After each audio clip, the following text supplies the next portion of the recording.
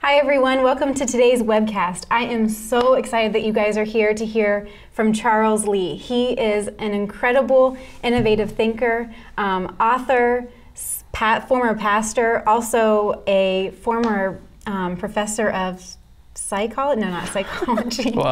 Philosophy, philosophy. And also, like I said, the author of a new book, and then also he is the founder and president and CEO of a company called Ideation. So before we get started, a couple quick house rules. So you'll notice, those of you who have been here before, you'll notice there's a live chat at the bottom of your screen. And we encourage you to just be a part of that chat and tune in and ask questions and make comments. And throughout the whole webcast, you'll have a chance to make those questions. And then afterwards, at the end, we'll go ahead and answer some of those questions with Charles. And then also you'll notice on the right side of your screen, there are some polls. And so we just encourage you to engage with that as well. But like I said, Charles is the author of a new book called Good Idea, Now What?, which is about taking your ideas and actually making them happen, which is an incredible thing. So without further ado, Charles, can you tell us why you started the book and why you decided to write it? Well, thanks for having me on the webcast. Basically, one of my mentors would often say that if you want to find the greatest collection of human treasures on the planet, all you really have to do is visit your local cemetery, because in it are buried songs that were never that were never sung, books that were never written, ideas that could have transformed the world, but people chose for whatever reason, whether justified or not, to take it to their grave. So the purpose of the book is really just to say, hey, I want to minimize the percentage of people who take their ideas to the grave. And this book is kind of designed to help you kind of move along. So one of the concepts you talk about in the book is about ideas and inspiration, just addiction in our culture. So can you talk a little bit about that and then what we can do to combat that addiction that we have? Great question. It's not that difficult nowadays to be inspired. Whether you're going to events or watching a webcast or reading a book, inspiration is really all around us. But the real game changer is the ability to actually implement the concept. One of the things that I really encourage people to do is, since there's a propensity within us to be inspired, which is needed, and it really fuels our lives, but also at the same time, put on the brakes a little bit, curb how many new projects you take on, and later on I know we're going to talk a little bit about the actual process of implementation, but saying no when it's appropriate, I think is really good. I think not adding unnecessary activities to your plate at work or whatever ministry you might be a part of, and really saying, look, I really want, at the end of the day, do something that really matters to me. So what are some questions that our audience could ask themselves if they're considering pursuing a new idea or how to implement it? What are some of those questions that you would recommend? One thing would be is whether or not this new concept or this new idea resonates with your core competency. It's not that every idea you implement has to really be implemented solely by you. Obviously there's team dynamics, but at the end of the day, I think you're going to enjoy life better if your ideas come really close and resonate with who you are. I think that's one question. If you're a part of an organization, asking how a new concept actually adds value or adds perspective or direction to actually meeting the objectives that are stated by the organization. So working towards making sure that if you're going to do something and your time is valuable, do something that really adds value to whatever you're pursuing. So one of the things that you talk about in the book is about the concept of time and how we often use the excuse, I don't have enough time. Ministry leaders, you guys are well aware of this. So what are some of the things that you would say to someone who says, I just don't have enough time? Great question. The reality is we will always give time to what we value. So I feel like it's not just a time question, it's a value question. So if you say, writing is a big value of mine, and you're not spending any time on it, it shows me practically that it may be something you want, but it may not be a deep kind of residing value. So, when you think about it, we can make time. For example, if we want to go watch a movie or something like that, magically 3 hours appear. Or, if we want to go hang out with friends and family, we make time. Right. So I think it's true of ideas, especially if your ideas are rooted in things that you ultimately value. you really want to focus on, okay, I got to put some time to it. So if, I know some people are watching this and saying, you know, I value my relationship with God. Even when I was working at a local church years ago, you know, I would say, relationship with God is a value. But if I'm not spending time with Him, I can talk till I'm blue in the face about that. And the reality is, you know, I really didn't value in different seasons my relationship with God. Time is one of the resistance areas that you talk about, but there are some other resistance common themes that come up when people start to execute on our ideas or try to execute the idea. What are some of the other areas besides time that you found? I think the biggest resistance to creativity and idea making is actually us. And all the, you know, often what, you know, people like Seth Godin and Stephen Pressfield refer to as the lizard brain. This part of us this part of our brain that kicks in when we feel threatened or feel the need to protect. And since ideas are really personal, whatever idea I have, whatever idea you have, we're, you know, personally attached to it. And so it becomes difficult because we're, you know, all these insecurities come in, all these fears of, like, is anyone going to like this idea? Is my boss going to actually approve it? And these are, quite honestly, the majority of them are irrational. Very few people have been fired because of a great idea, or very few people have been, you know, been met with unnecessary opposition to a concept. But there's something inside of us that says, it's not there yet, it's not perfect, I don't have all of it together. And my encouragement is, you know, the best way to implement an idea is actually to get started on it. So, wow. What a concept. Okay, that is a concept. But you'd be surprised how many people don't press the start button because they feel like, I'm only 60% or 70%.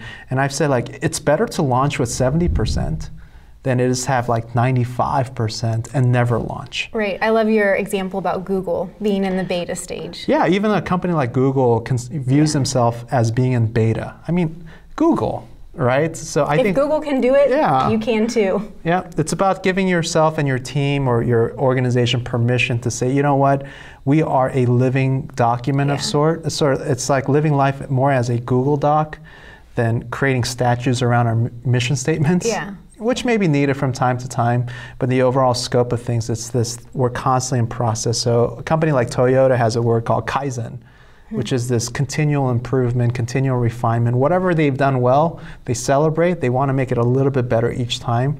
So it's that notion that, hey, live openly with your concept and figure it out as you go.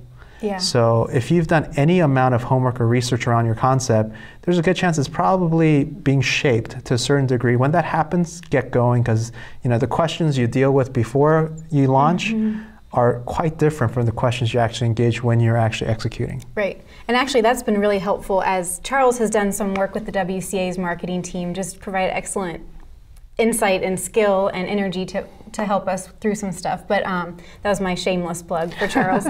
But one of the things that has been really helpful is just helping us to understand that some documents don't have to be final. They can be living documents, and that's been a new thing for us to really embrace and enjoy. It's been freeing in a way. One of the things that is often unnatural for leaders who lean towards creativity is to organize their creative process. So can you speak a little bit to that tension between creativity and then the organization of that creative process? Yeah, and even for myself, I tend to lean more on kind of like, let's create the concept. It's been really just kind of years of building a discipline to actually implement. And I just came to this place where I could, you know, no longer use my creativity as an excuse not to be organized. Because I started realizing, like, there isn't a creative that's made any kind of impact that didn't force themselves to create some type of discipline. So it's not just what you know, but it's what you're able to do by creating some type of process that works. And folks like Scott Belsky, you know, he's written a book called Making Ideas Happen, and it's all about organizing creativity. And I think that's just the essential piece, is that we have to get over, as creatives, the fact that we can't default to say, well, I'm just creative, I'm not organized. Well, there's so many like tools nowadays where you could actually go and find ways to organize, and whatever system works for you. And I'm not, once again, it's like that whole Google Doc concept where it's not one process that you stick with for the rest of your life. You can change that, but work towards something. And I think most people have enough common sense to say, I could figure that out, what works for me. Right. Okay, one of my favorite stories about you, which I'm going to share instead of you sharing it, but when Charles went to start his company, his ideation, you stayed up between the hours of 10 and 2, and that was your dedicated time. So you created a rhythm of that. So what kind of rhythm would you challenge the audience to create or just think through when they want to execute their idea? Yeah, the basic premise is, in that case, I really wanted to develop this company. And I was working a full-time job, being involved in multiple things, and I used to say I didn't have time. And then I realized, I could technically spend some extra time after kids go to bed, my wife is asleep, and then spend a few hours working on my dream. And so I talked with my wife, and she said, hey, let's think about like an 18-month season or so, where at least 4 nights a week, basically, I would spend time working on this dream late at night. Now, that was a season, so I wouldn't recommend that as a lifestyle because there's only, and some people are in different phases in life, and if you have little kids, rhythm doesn't mean the same thing to you. It's just reacting. But if you have any opportunity to kind of control your schedule, for example, most of us have these pockets of probably some of the most creative times of the day. And unfortunately, we sacrifice those way too much.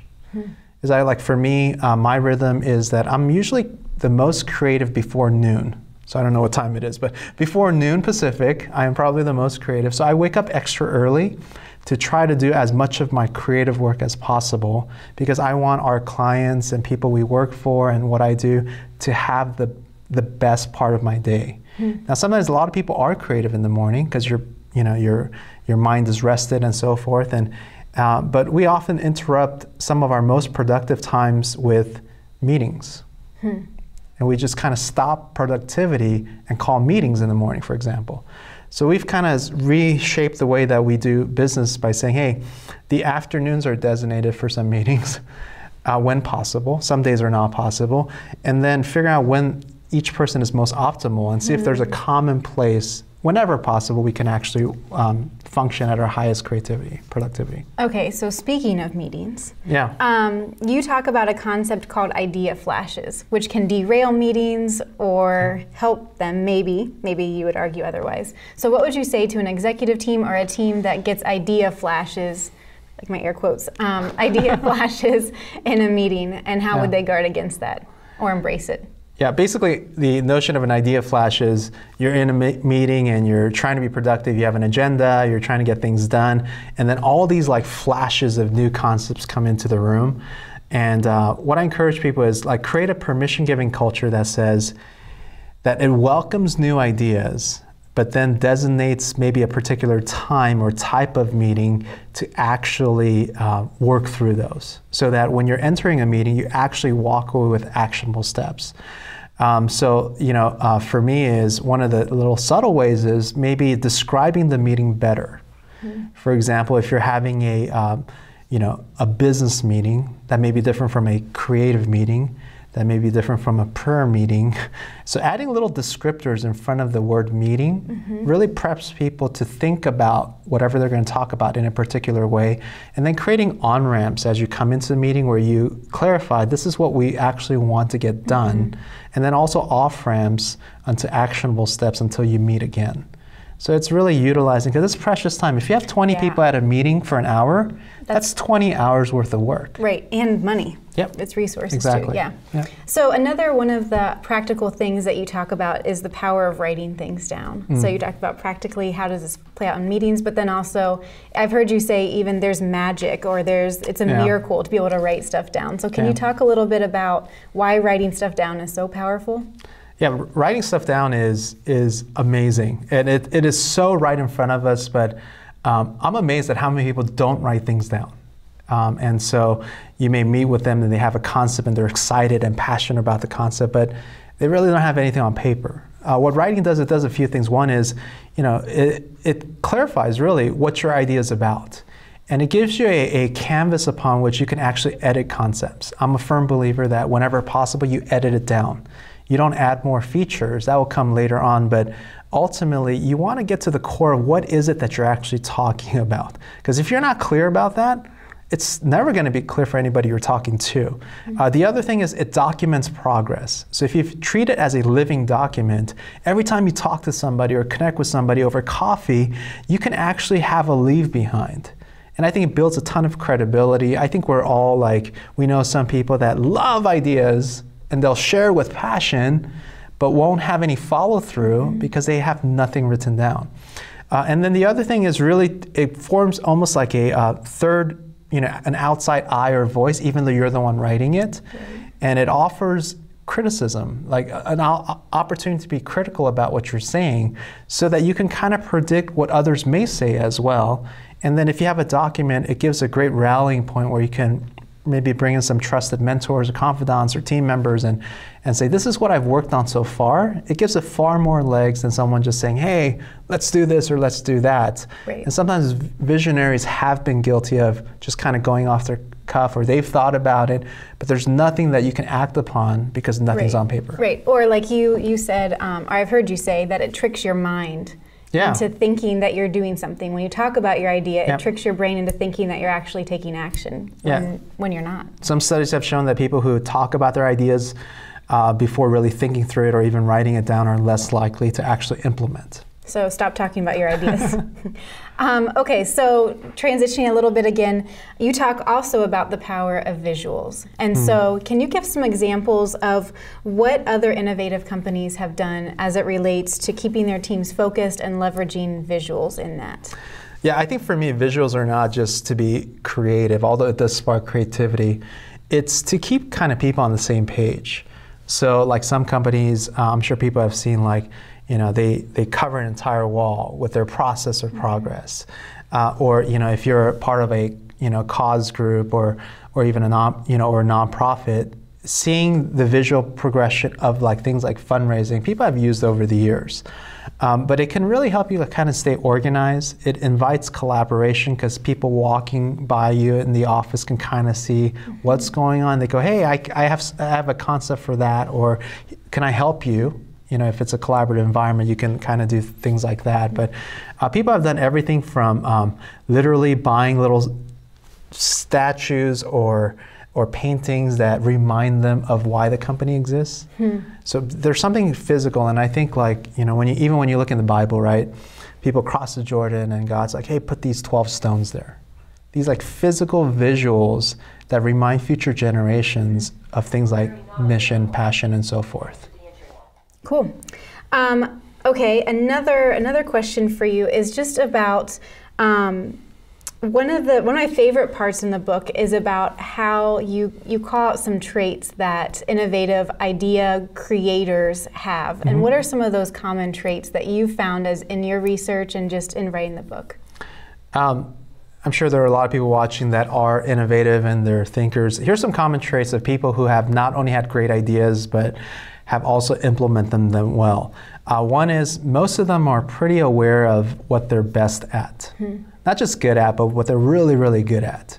And they've kind of come to terms and kind of throwing aside like false humility or saying, I don't have anything to offer. They've really come to terms to say, this is what I'm best in the world at. And it doesn't have to be in the entire world, but it's just their world.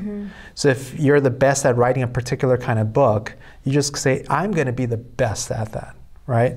The other thing is they are not necessarily more risk takers. That's the kind of the misnomer of like entrepreneurs and idea people is that they take more risks. Now, most of the successful people take calculated risks. So they've done their homework to minimize the actual risk threshold and move forward because they have this sense of confidence that they know who they are, they know what they can bring to the world, and they know what they're actually risking. Yeah. So things like that, and obviously common trait is, another thing is they're incredibly hard workers. They don't shy away from hard work, the blood, sweat, and tears to see something come off the ground, and they're often willing to invest whatever they have, money-wise, time-wise, to get it done. So they kind of carry some of these things, and they're very open to the fact that if they know what they're really good at, they also know what they're really not good at. So they staff accordingly or invite people, but most of them are also like really like these bite-sized next steps, action kinds of folks where They know they need to get there, and they're okay not knowing the entire plan, but they know it's going to take small incremental steps to get to wherever they think they're going. Yeah. And they have this kind of this fervor in life where it's like, I don't know everything, but I'm sure going to try. I know what I do know. I know what I don't know, and let's figure it out as we go. I love that. One of the people or idea people that you talk about in your book comes in the form of a spaghetti sauce story. Yeah. Can you tell that story? Yes. So Malcolm Gladwell does this great talk on TED.com, so you can search TED.com and search spaghetti sauce. So Malcolm Gladwell tells... Not a lot of videos come up when you search spaghetti sauce, yeah. So you'll know which one it is. So basically, years ago, maybe I'll give you a short version of this. The food industry often, found themselves in the late 70s and 80s looking for the perfect recipe.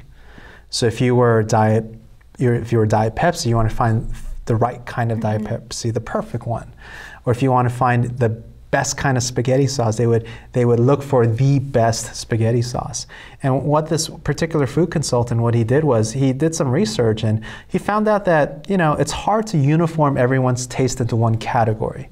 So eventually Campbell Soup hired him to find the perfect spaghetti sauce. That's what people ask, what's the perfect sauce? And so he would do a study, and most of the time when he did research on food, the data came back like not at this uniform kind of a bell curve. It came out where there are pockets of taste. So basically he told Campbell, look, there is no perfect spaghetti sauce. But here's what we found. There's 3 basic types of taste when it comes to spaghetti sauce. Because I don't know if some of you who are watching remember this, but there was only really one kind of spaghetti sauce, the old world traditional. I don't remember that. You don't remember? Because you're so young. Or maybe some with a little bit more spice.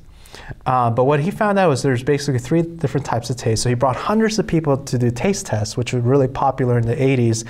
And basically he realized that a third of Americans like the old world traditional, a third liked spicy, but then there was a new third that nobody had tapped into, and is a third of people that like extra chunky, which is my favorite kind of spaghetti sauce. And when he presented to Campbell, they were like, you're telling us a third of Americans like extra chunky, but nobody was serving their needs. And what they found out through the process, they were asking the wrong question. The question used to be, what's the perfect recipe? In this case, what's the perfect spaghetti sauce? They should have been asking, what are the perfect recipes for the various large groups of people that we're serving? And so, when it comes to idea or especially problem solving in your organization, I would really recommend stop asking like the question, what's the perfect way to do something? Well, given the objectives, what are some of the main, maybe perfect ways you can actually do it? So it's moving away from this platonic view that there's one way to do something and opening yourself up for creativity. One of the things that I think it's hard to talk about innovation and ideas without talking about setbacks. So you have a great section in your book that talks about how to deal with setbacks as idea makers and idea creators. Yeah. So what are some of those ways that we can guard against the setbacks? Yeah, generally speaking, setbacks will likely happen. The reality is it's not the end of the world. And I kind of view it this way, and maybe I can add a filter. I don't always talk to audiences that are not of faith, especially those of us who are and have a view of God being sovereign, or He is caring about. He's not some type of cosmic killjoy that's trying to kill our dreams. He's not trying to chase us down and say, hey, you'll never, allot to anything. If that is our presupposition and our worldview, then here's the thing I know about, especially like from a biblical context, is, God desires faithfulness from us. So if our focus is faithfulness, the results are really up to God. So in that sense, I feel like if you are faithful to God, faithfulness trumps failure. Or, faithfulness is something that is greater than our quote-unquote successes. But if you end up in a place where your idea didn't turn out the way you wanted to, a couple of thoughts is one, once again, it's not the end of the world. 2, is that there's probably something you learn in the process of making that will make you a stronger idea person for future projects. Or there may be a nugget of maybe a product you developed, or a new technology, or a new cause focus that you can use in the future, or share it with someone who can actually use it. And so I feel like, you have 2 options. Either dwell in your quote-unquote failure, which doesn't produce any like positive good results, right? That's not a fun place to live. So if we all know that's not a fun place to live, and I know there are seasons where you're going to mourn for your idea, I totally get that. But what's the better option, really, at the end of the day, is do you believe that God is sovereign enough to allow you to go through something like that so that in His infinite wisdom there's be more? And I would generally say, it's not just being optimistic. It's just saying that, look, you can't change the past. Yeah. We can't anticipate the past. You can't change it. Right. So what are the other options? And I would rather live life forward than keep regretting everything I've done in the past. Yeah, I love the line you just said about faithfulness trumping failure. That's a great line. One of the common words that you guys hear and that we use constantly is this word collaboration, which has baggage to it. Right. And so as we start to go through getting your idea to happen, we also need to think through who are the people that are going to help us, and that word collaboration comes into play. So what are some of the myths that you have seen as it relates to collaboration? Yeah, there's a whole lot of myths, in my opinion, around collaboration. One is that somehow collaboration just happens. Because I have a good heart and you have a good heart, we're going to collaborate. Yeah. And the reality is that rarely happens. Right. Some of the other myths is that somehow collaboration will make your life easier. In fact, the chapter in my book, it's called co-laboration. So that labor is a big part of collaboration. And then the other thing is the assumption that everybody else thinks of collaboration the way you might.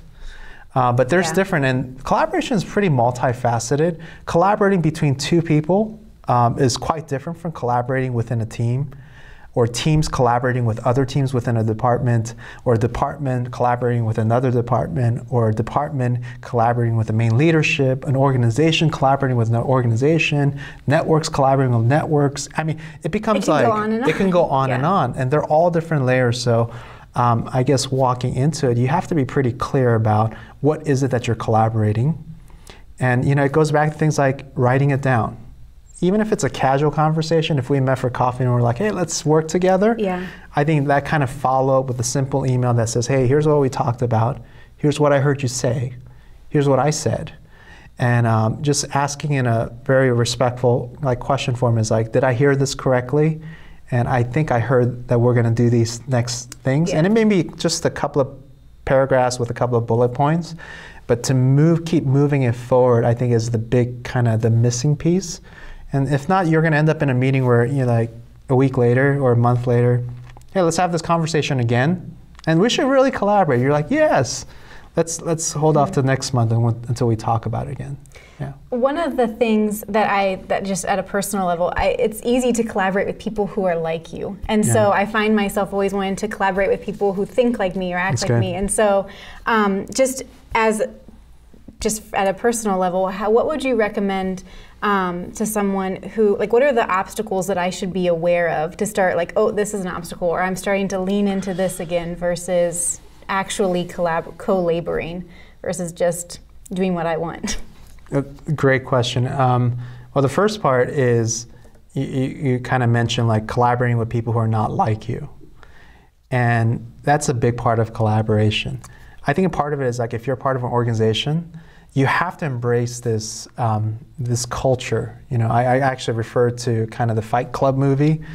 Is this kind of this underground culture where you have a whole bunch of people working for corporate America, and they are pretty hyperbolic corporate America characters, but they feel like they've been desensitized with feeling life, and part of it is because everybody does their thing and everyone's trying to be cordial, and they needed this outlet to fight.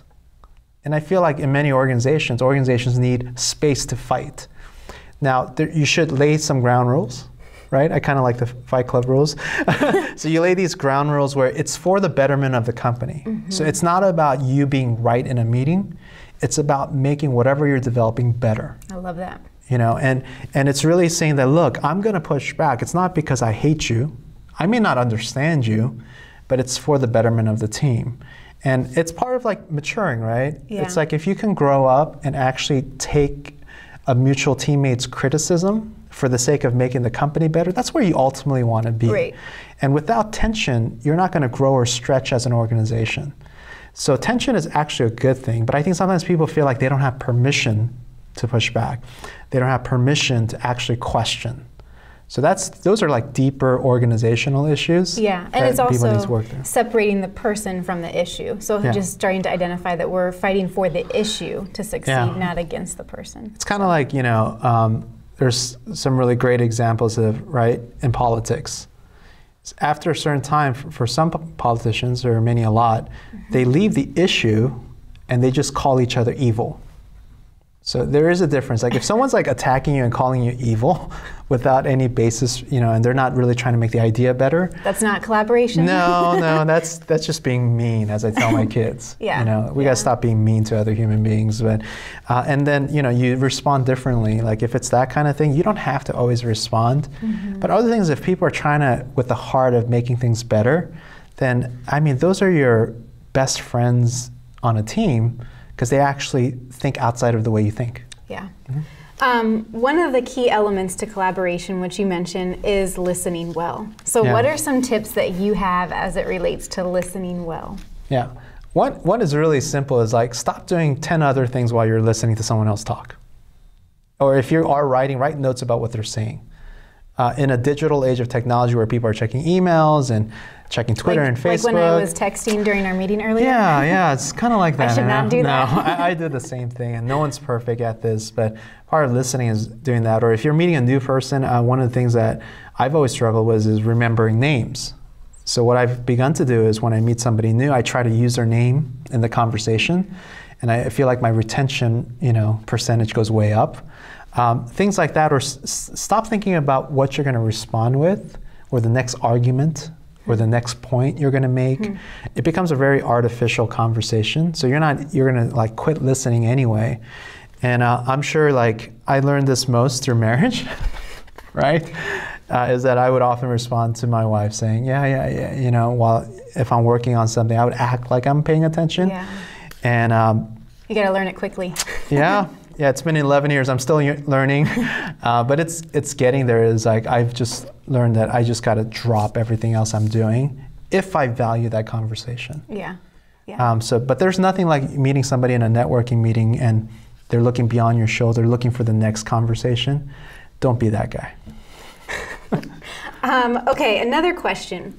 As it relates to collaboration, how do you identify the people that you want to best or end up collaborating with to make your idea happen? How do you find those people? Should they be your friends? Should they be your spouse? Ooh, really good question. In some organizations, you don't have a choice. You're given a team. Yeah. So you got to do the best with you can. But I think you're talking more about opportunities of maybe pursuing new concepts or working through ideas. I would say you want to collaborate with people who are not necessarily like you. May have a similar vision, but people who are a little bit different than you are. And so when it comes to working with friends, there have been a lot written about it. Pros and cons. I mean, it's nice to have a friend who just kind of gets you and you don't have to always explain yourself. But most ideas deal with time, resources, money, all of those kinds of things. And you really got to weigh whether or not you want to engage those types of conversations with your friend. And so I've seen a lot of friendships fall to the wayside by starting companies together. Yeah. And at the same time, I've seen others where it has worked out. So if you're in a place and you're the president of a company and your friends, I don't know, some other position, it may be taking steps like being blunt and saying, hey, at this point, I'm talking to you as someone supervising you. Or being like that upfront and saying, hey, I'm talking to you as a friend. Because it can be confusing signals and things like that. So, just practically being as upfront in communication as possible. Right. So kind of along these lines, one of the most interesting things to me is that Charles has said that the most just well-received chapter in his book has been the part about family. Yeah. And so as it kind of relates to collaboration and the family dynamics, what would you say, why do you think that's been so popular?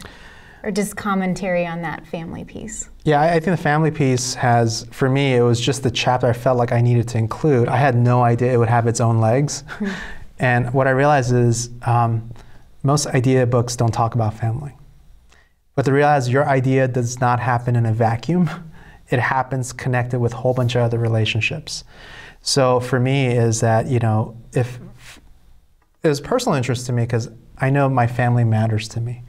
But I remember talking to a good friend of mine. He's like, do you put the same kind of creative energy towards your family as you do your work?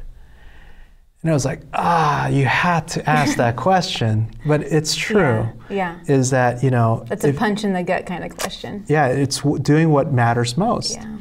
And so family is a big part of it. And I've met too many successful people that their success came at the price of losing relationship with their family. And it's very painful. I think one of the greatest tragedies would be for us to implement and become successful with our ideas and have nobody to celebrate it with. Yeah.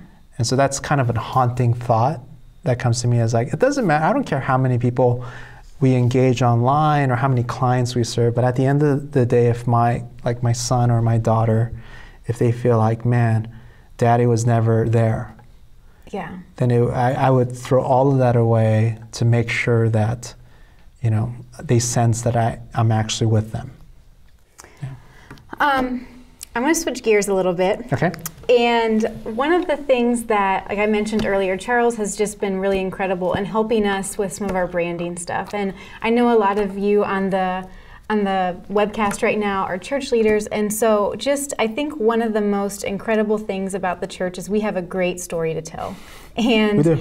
And sometimes, at least in my experience, I used to be in communications at a church, and it was hard to get that story out. Yeah. And I think it relates to some of the branding. And so I would just ask, what is branding and why is it important as it relates to the church? To give like a real short overview, we could do a whole webcast just on totally. that. But really, branding is the perception people have about your work. Mm-hmm. So inside our minds, we've kind of created, whether we know it or not, these intellectual categories. So, for example, for me, I have a category that's like an MP3 player. Well, that category has already been filled with the iPod. Mm-hmm. And it's very hard for new ideas about MP3 players to replace that. Right. So branding is really powerful. It's kind of that notion of, cowboys branding cattle. It's that ownership. Well, every church has a brand. And the brand, it has connections to things like design, but it's not the same thing. Because the brand really captures the soul of an organization. So like, for example, you can have two board members that believe that creativity is a part of, say, the leadership of your church or organization or business. But one's thinking Van Gogh and the other one's thinking Apple. Two totally different expressions. And as your organization begins to grow and you start delegating responsibilities, the whole brand could get really muddled. It's because brand is any touch point someone has with your work. Right. So the way you greet somebody at the front of the church is a brand experience. The way you do announcements or videos or preaching is a brand experience. The way you develop your website or print materials, these are all brand experiences. They're not just to be creative, it's whether or not you can authentically communicate who you really are. It's coming to terms with who you are. And I often encourage companies and organizations, don't try to be something you're not. I mean, you may aspire to do better, but you're doing yourself a disservice for trying to be like a totally 180-degree person. And we would give the same advice to people. Right. Like, go with your strengths, go with the way that God has designed you, but you don't have to be me and I don't have to be you. You wouldn't want to be me. I can guarantee you that. And it's just that notion that branding helps to bring clarity as to the personality of an organization and who, we often say, try to personify your ministry. That's been really helpful for us. Yeah, so instead of saying most churches, for example, will base their mission statement on Matthew 22 and Matthew 28, right? Those two passages. Mm-hmm. That's fine, but how do you uniquely fit in as a church in the overall movement of God's kingdom, where you become a value and not a competition to another church, but you say, this is who we are, this is how we do things, this is what we're best at, and this is why we matter, that we exist. Right. And you become a value add to others. So not every church has to be a Walmart church. Not every church. So think of it like you can be a boutique church that serves a specific need that partners with other ministries as well. One of the questions that you challenged our team was just around, if you had to describe your church or organization as a person, how would you describe it, or them? So that was really a helpful question for us. How do you differentiate between the personality of, say, the pastor and then the actual church? Can you talk about the tension between those two brands? Yeah, it's really hard. And I think part of it is just the overall, like, quote unquote, business model of it is, I think it was Seth Godin who, I was listening to his podcast recently. He goes, there's a difference between a freelancer and an entrepreneur. A freelancer is someone who works for someone else. And so they kind of submit to that. An entrepreneur is someone who creates a business that becomes sustainable regardless of whether or not they actually are part of it. Yeah. So eventually a lot of entrepreneurs will sell their companies or trust. Now churches are a little bit different. Nonprofits are really difficult, and they're often driven by the passion and personality of the main communicator. But it's you know, every communicator, every pastor, or every visionary will have to come to grips one day of saying, does my ministry exist beyond me? And for some of it is personal. Others of it is more infrastructure and systemic. Others is whether or not you've created a culture that's so dependent upon your existence that you can't let go. Yeah. So there's a lot of like layers of it, but it's being intentional to say that if we really believe that a particular local church is larger than its leader, that's a lot of work, and it requires a lot of buy-in for people who are not in leadership as well. Yeah. So that's hard. It's so multi-web. Yeah. As obviously, this is not. I'm being Captain Obvious here, but as technology has shifted the way we do things and the way we see the world and connected us in just really new ways, what role does technology play in the creation of a brand or in the communication of a brand, in your opinion? Yeah, the technology is once again a tool. It doesn't solve everything. So people often will, approach us and say, "Hey, help us with social media because it's the new way to do marketing." I'm like, no, it's one of the ways you do it, but ultimately you need to be able to tell some story behind it, and your brand takes precedence over any type of technology. So I would say, like, don't fear technology. If you can leverage it and it helps you accomplish your objectives or your mission, great, use it. Yeah. But it's not a solve-all. It doesn't replace, strategy, and it doesn't replace people. Yeah. So really understanding like how it fits. So if you're going to use, like, as a church, if you're going to use, growing platforms like Facebook and Twitter, understand the platform first and see if it fits into what you're doing, and if it can help you do it. If it doesn't, there's nothing out there that says you're wrong. So learning how to leverage those kinds of things and having permission to say. So it fits into a larger picture. Yeah. Okay, at this time, we're going to take some comments from you guys. And one of the ones that just came in a little bit ago, was when we were talking about the power of writing it down and not just talking about your ideas, but actually hanging on to them for a little bit. How long would you recommend that someone keeps that idea in incubation?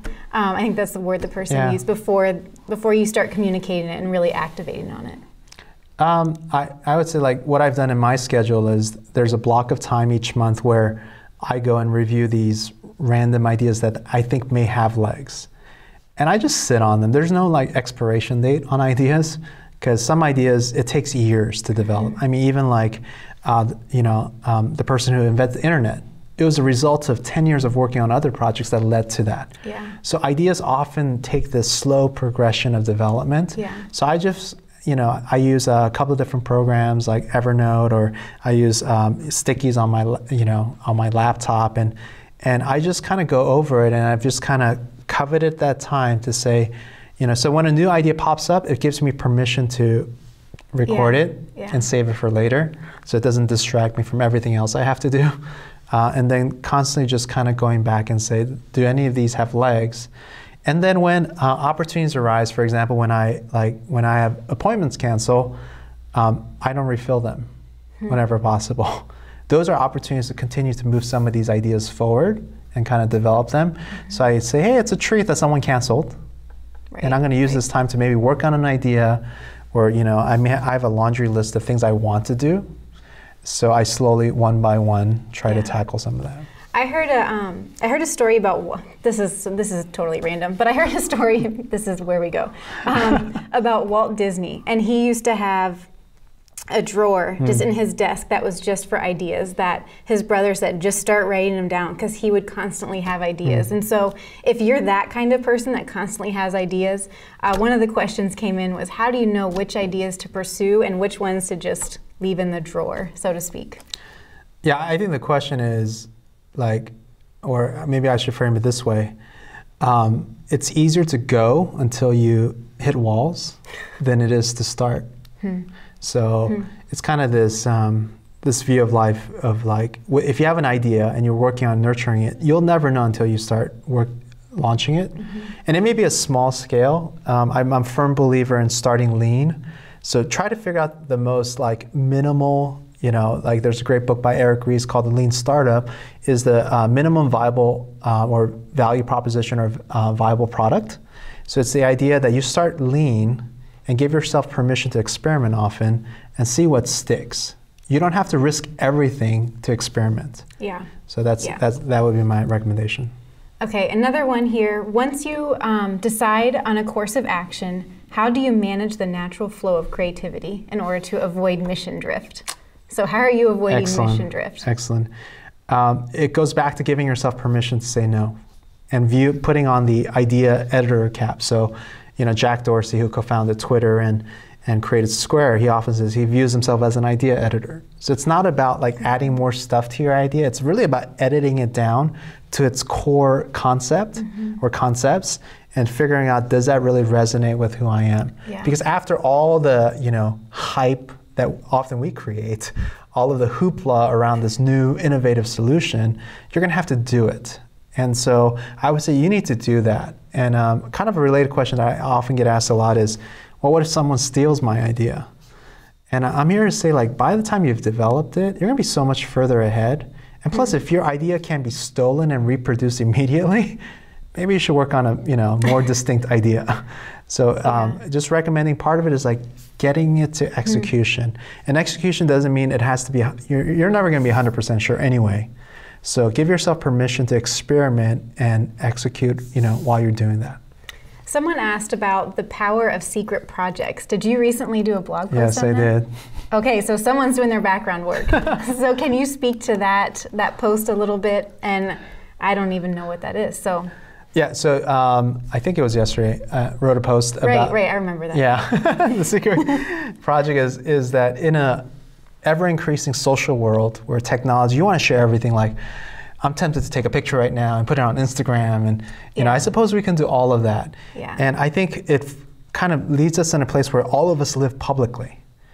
And I found that sometimes you just need to work on things that are just for you, where regardless of whoever, maybe one day it would become a public idea, but until then, getting the habit of not just instantly sharing everything is, I think, a good practice for idea makers, is to kind of go back and say, hey, here's something I'm working on. Nobody has to know about it, but it forces you, things like, gives you benefits like discipline. It gives you benefits like clarity, and you really chew on something for an extended season.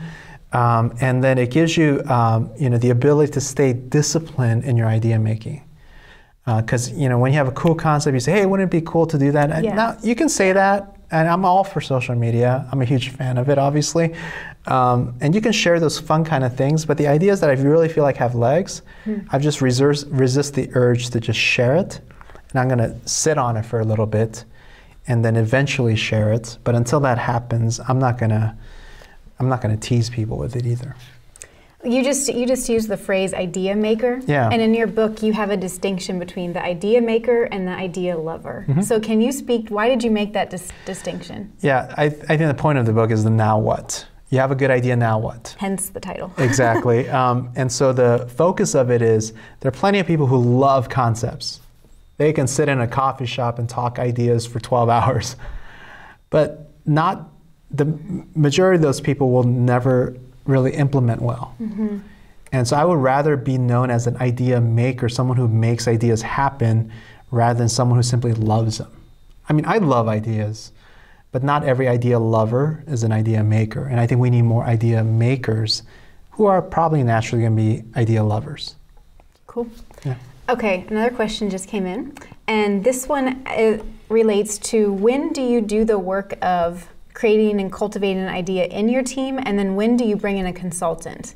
Especially this person sounds like they're in a competitive space. So if you're in that kind of industry, or space, when do you bring in a consultant and when do you just do the work yourself? Yeah, excellent question.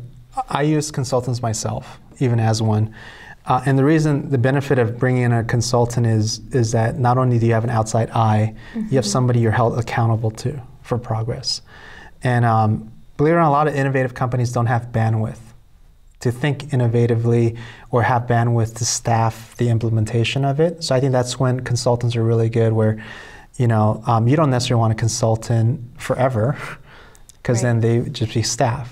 I mean, some consultants work with companies for years, but I would think, like, if you look at your team and go, are we really able, capacity-wise, to execute this in a timely manner?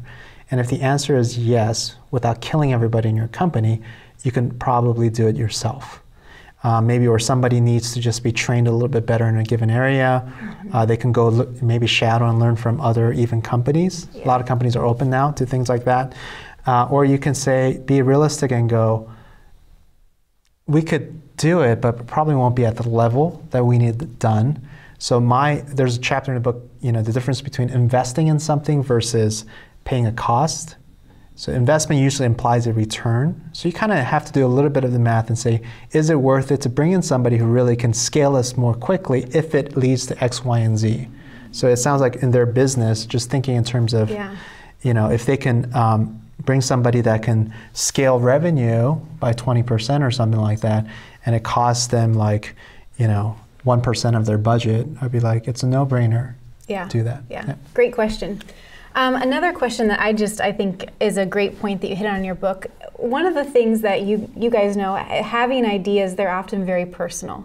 And so when you share them, sometimes you get criticism about them. And so when you receive that criticism, what are things that a person should be thinking as they're hearing criticism about their idea? Yeah, I just choose to get in a fetal position, cry in the corner. No, it is very personal, but I got to think in terms of, I have to be able to separate, as I kind of alluded to earlier, the difference between a criticism about my concept versus a criticism about me, the person. Now, if they're criticizing me, the person, they better really know me well. And then I'd probably be open. But if they're simply criticizing an idea, one thing that I picked up from just kind of studying things like philosophy is that if you're intellectually honest, ideas shouldn't destroy you. If anything, they should make you better. So it's kind of like living life with, here are my concepts, and if I could, if somebody comes with a better concept or worldview than I have right now, I owe it to myself intellectually, and the honesty that comes with it, to say, that's a better idea. So for me, one of the ways to kind of, drop down my guard is to say, if someone comes with a great criticism that makes my thoughts better or challenges my thoughts, great, I welcome it, because it'll probably in the long run make me a better person. Now, does it sting? Absolutely, because it's your baby. Like when I receive any type of negative review of the book, it stings. But, and then you got to weigh it out, is that the majority? Is that just one person who wants to get on a soapbox? You got to. What's the kernel of truth in it? Exactly. Any final thoughts or closing comments for a group of innovative idea makers, idea lovers that are tuning in today?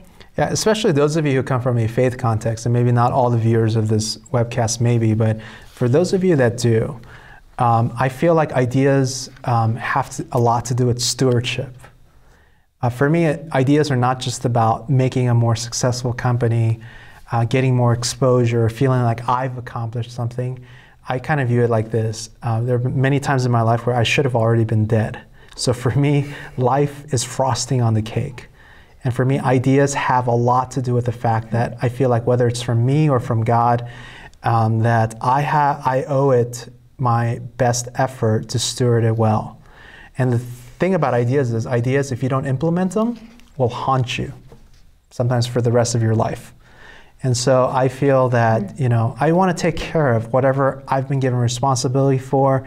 And at the end of the day, I want to do what matters most from my limited understanding about what life is about. And so I want to do those things well. Great. Yeah. Thank you. Thanks. Thank you guys for tuning in. I just have to do a quick plug. This isn't Charles. This is totally me. This is an amazing book. It's written in a way that's so practical. If you want to check it out, you can find it on Amazon. But then the other thing is, on a slightly different note, I just want to ask for prayer. We have totally different note, but we have about 52 sites around the world this weekend that will be experiencing the summit. So leaders worldwide will be having their ideas sparked, and we just ask for prayers of protection around those leaders who will be hearing it, and just prayers for the summit worldwide as it just that the leaders will experience it and experience God through it. So if you want to find out more about that, you can find it on our website at willowcreek.com/follow the GLS. Well, that was a mouthful. Thank you guys for tuning in, and we will see you later.